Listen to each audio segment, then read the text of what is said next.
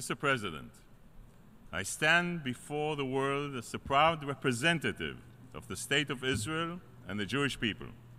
I stand tall before you, knowing the truth and morality are on my side.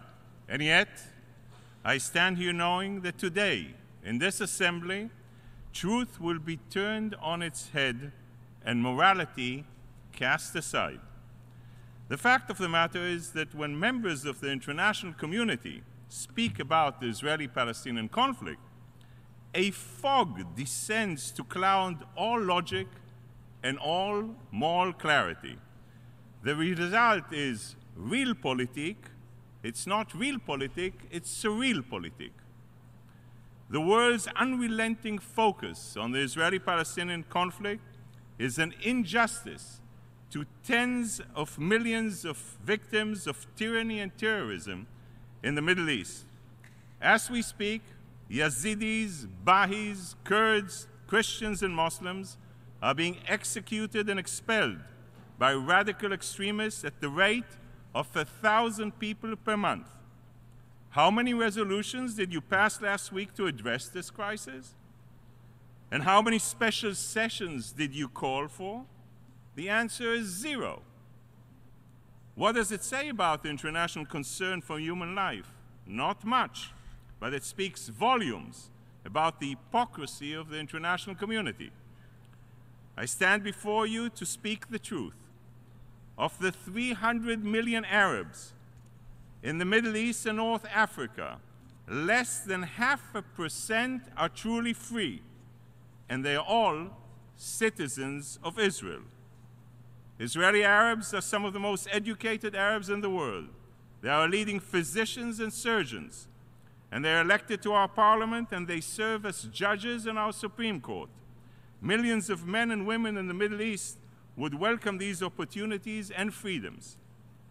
Nonetheless, nation after nation will stand at this podium today and criticize Israel, the small island of democracy in a region plagued by tyranny and oppression. Mr. President, our conflict has never been about the establishment of a Palestinian state, but it has always been about the existence of the Jewish state. 67 years ago, this week, on November 29, 1947, the United Nations voted to partition the land into a Jewish state and an Arab state. Simple, the Jews said yes, the Arabs said no. But they didn't say just no. Egypt, Jordan, Syria, Iraq, Saudi Arabia, and Lebanon launched a war for annihilation against our newborn state. This is the historical truth that the Arabs are trying to distort. The Arabs' historical mistakes continue to be felt in lives lost at war, lives lost to terrorism, and lives scarred by the Arab narrow political interests. According to the United Nations, about 700,000 Palestinians were displaced in the war initiated by the Arabs themselves. At the same time, some 850,000 Jews were forced to flee from Arab countries. Why is it that 67 years later, the displacement of Jews has been completely forgotten by this institution, while the displacement of Palestinians is subject to an annual debate? The difference is that Israel did its utmost to integrate the Jewish refugees into society. The Arabs did just the opposite. The worst oppression of the Palestinian people takes place in Arab nations. In the most of the Arab world, Palestinians are denied citizenship and are aggressively discriminated against. They are barred from owning land and prevented from entering certain professions. And yet none, not one, of these crimes are mentioned in the resolutions before you. If you were truly concerned about the plight of the Palestinian people, there would be just one resolution to address the thousands of Palestinians killed in Syria. And if you were so truly concerned about the Palestinians there would be at least one resolution to denounce the treatment of Palestinians in Lebanese refugee camps. But there isn't.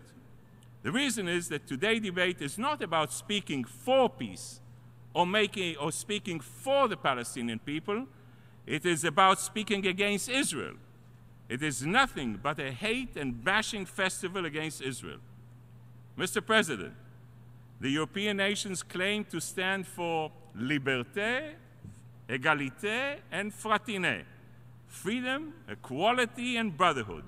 But nothing could be further away from the truth. I often hear European leaders proclaim that Israel has a right to exist in secure borders. That's very nice. But I have to say it makes about as much sense as me standing here and proclaiming Sweden's right to exist in secure borders.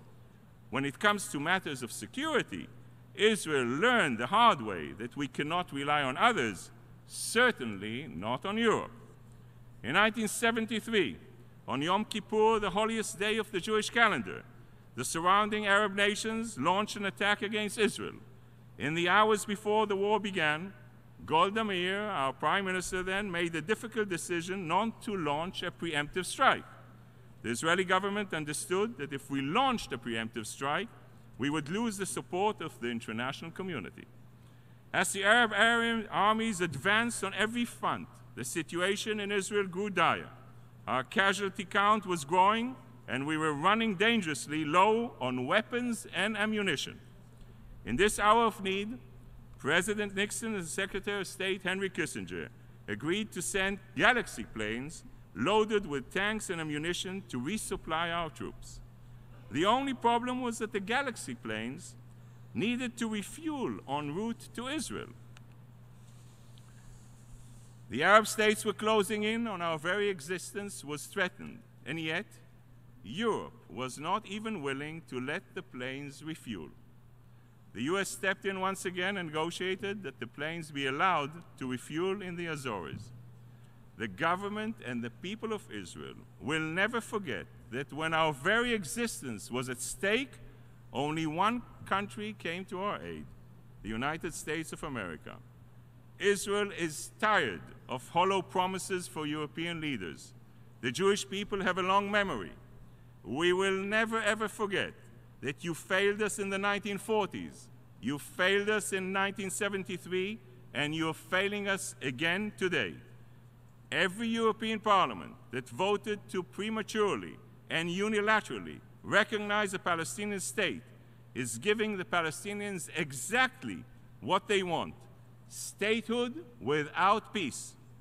By handing them statehood without peace, you are rewarding unilateral actions and taking away any incentive for the Palestinians to negotiate or compromise or renounce violence. You're sending the message that the Palestinian Authority can sit in a government with terrorists and incite violence against Israel without paying any price. European nations are hardening the Palestinian position. You're giving them exactly what they want: statehood without peace. The first EU member to officially recognize a Palestinian state was Sweden. One has to wonder why the Swedish government was so anxious to take this step. When it comes to other conflicts in our region, the Swedish government calls for direct negotiations between the parties. But for the Palestinians, surprise, surprise, they roll out the red carpet. State Secretary Söder may think she's here to celebrate their government's so-called historic recognition, when in reality it is nothing more than an historical mistake. The Swedish government may host the Nobel Prize ceremony, but there's nothing noble about this cynical political campaign to appease the Arabs in order to get a seat at the Security Council. Nations on the Security Council should have sense, sensitivity, and sensibility. Well, the Swedish government has shown no sense, no sensitivity, and no sensibility. Just nonsense. Israel learned the hard way that listening to the international community can bring about devastating consequences. 2005, we unilaterally dismantled every settlement and removed every citizen from the Gaza Strip. Did this bring us any closer to peace? Not at all. It paved the way to Iran to send its terrorist proxies to establish a terror stronghold on our doorstep. I can assure you that we won't make the same mistake again. When it comes to our security, we cannot and we will not rely on others. Israel must be able to defend itself by itself. Mr. President, the state of Israel is the land of our forefathers. It is the land of our forefathers, Abraham, Isaac, and Jacob.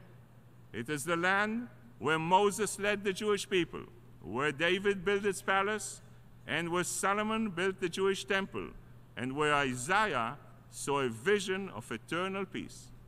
For thousands of years, Jews have lived continuously in the land of Israel. We endured through the rise and fall of the Assyrian, Babylonian, Greek, and Roman empires. And we endured through thousands of years of persecution, expulsions, and crusades. The bond between the Jewish people and the Jewish land is unbreakable. Nothing can change one simple truth. Israel is our home, and Jerusalem is our eternal capital. And at the same time, we recognize that Jerusalem has special meaning for other faiths. Under Israeli sovereignty, all people, I'll repeat that, all people, regardless of religion and nationality, can visit the city's holy sites. And we intend to keep it this way. The only ones trying to change the status quo on the Temple Mount are Palestinian leaders. President Abbas is telling his people that Jews are contaminating the Temple Mount. He has called for days of rage and urged Palestinians to prevent Jews from visiting the Temple Mount using, and I quote, all means necessary. These words are as irresponsible as they are unacceptable. Ladies and gentlemen, you don't have to be a Catholic to visit the Vatican. You don't have to be Jewish to visit the Western Wall. But some Palestinians would like to see the day when only Muslims can visit the Temple Mount. You, the international community, are lending a hand to extremists and fanatics. You who preach tolerance and religious freedom should be ashamed. Israel will never let this happen. We will make sure that the holy places remain open to all people of all faiths for all time. Mr. President, no one wants peace more than Israel. No one needs to explain the importance of peace to parents who have to send their children to defend our homeland.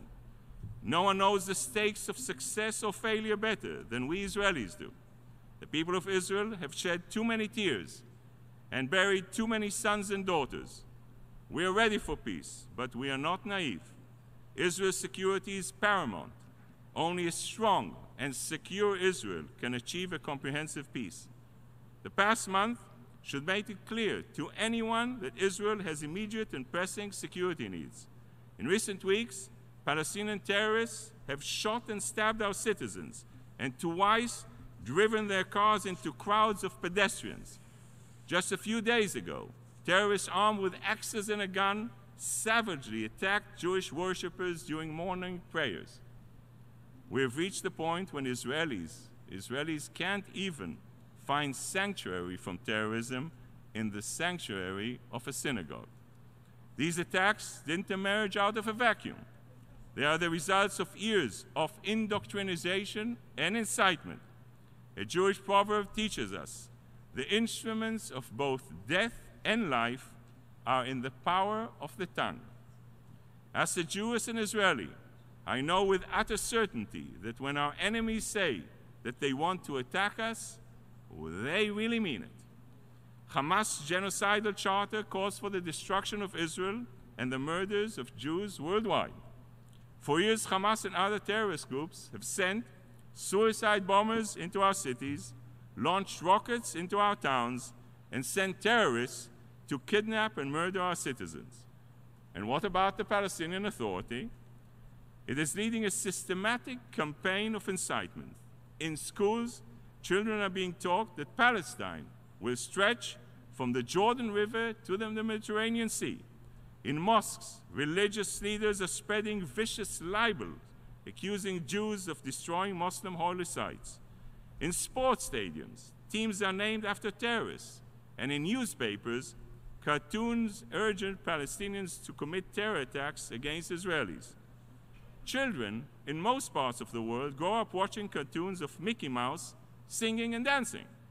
Palestinian children also grow up watching Mickey Mouse, but on the Palestinian national TV, a twisted figure dressed as Mickey Mouse dances in an explosive belt and chants, "Death to America and death to the Jews." I challenge you to stand up here today and do something constructive for a change.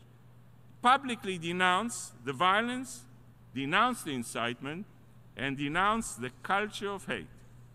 Most people believe that at its core, the conflict, the battle between Jews and Arabs and Israelis and Palestinians. They're wrong. The battle that we're witnessing is a battle between those who sanctify life and those who celebrate death. Following the savage attack in Jerusalem, synagogue celebrations erupted in Palestinian towns and villages. People were dancing in the street and distributing candy. Young men posed with axes, loudspeakers at mosques called out congratulations, and the terrorists were hailed as martyrs and heroes. This isn't the first time that we see the Palestinians celebrate the murder of innocent civilians. We saw them rejoice after every terror attack on Israeli civilians, and they even took to the streets to celebrate September 11th attack on the World Trade Center right here in New York City. Imagine the type of state this society would produce. Does the Middle East really need another terrorocracy? Some members of the international community are aiding and abetting its creation. Mr. President, this morning, as we came into the United Nations, we passed the flags of 193 member states. If you take time to count, you will discover that there are 15 flags with a crescent, 25 flags with a cross, and there is one flag only of the Jewish Star of David. Amidst all the nations of the world, there is one state, just one small state, nation state for the Jewish people. And for some people, this is one too many. As I stand before you today, I am reminded of all the years when Jewish people paid for the world's ignorance and indifference in blood. Those days are no more. We will never apologize for being a free and independent people in our sovereign state, and we will never apologize for defending ourselves. To the nations that continue to allow prejudice to prevail over truth, I say, j'accuse. I accuse you of hypocrisy, and I accuse you of duplicity. I accuse you of lending legitimacy to those who seek to destroy our state. I accuse you of speaking about Israel's right of self-defense in theory, but denying it in practice. And I accuse you of demanding concessions from Israel, but asking nothing of the Palestinians. In the face of these offenses, the verdict is clear. You're not for peace, and you're not for the Palestinian people. You're simply against Israel.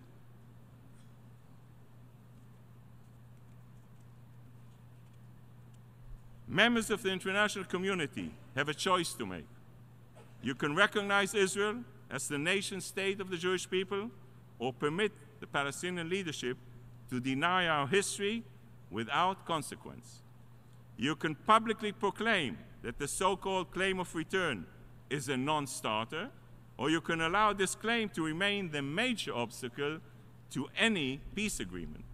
You can work to end Palestinian incitement, or stand by as hatred and extremism takes root for generations to come.